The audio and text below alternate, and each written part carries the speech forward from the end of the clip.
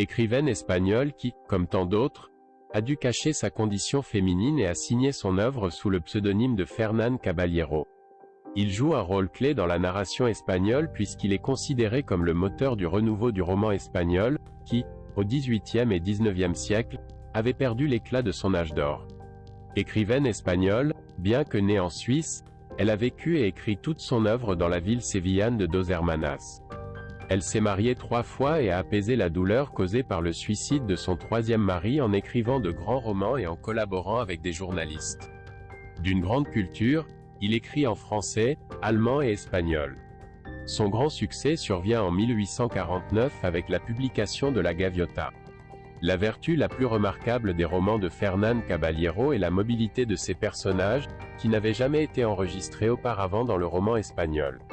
Il a marqué le chemin à suivre pour de nombreux écrivains qui, au fil du temps, ont été des représentants du réalisme espagnol, parmi lesquels, et c'est ce qu'ils ont reconnu, Benito Pérez Galdós et Leopoldo Alas Clarín.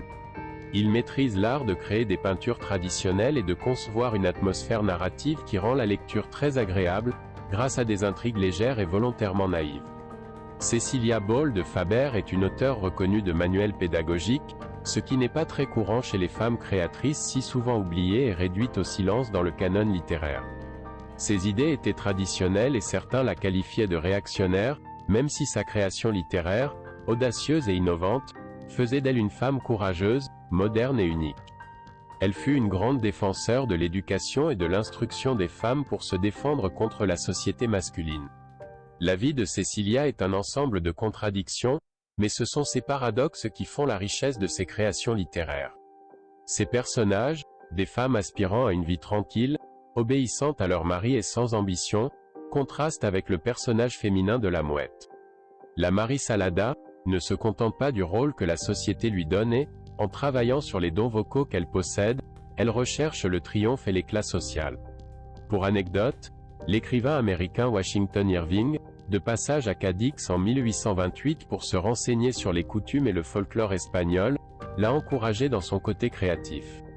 Elle était également une bonne amie de Rosalía de Castro. Cecilia a eu une vie pleine d'aventures, elle a vécu dans plusieurs pays, a vécu la guerre d'indépendance espagnole et la restauration de la monarchie et, comme la plupart, a eu des problèmes financiers tout au long de sa vie. Grâce à Cecilia et à son travail de collecte de contes traditionnels espagnols, nous pouvons profiter d'œuvres et de contes populaires qui auraient été perdus avec le temps. Le livre « Histoire d'enchantement » est un recueil de nouvelles que l'auteur a écrites pour les garçons et les filles. Elle est donc non seulement notre première folkloriste, mais aussi l'une des premières écrivaines espagnoles de littérature pour enfants. Cecilia est décédée le 7 avril 1877 à Séville et est enterrée dans l'église de l'Annonciation.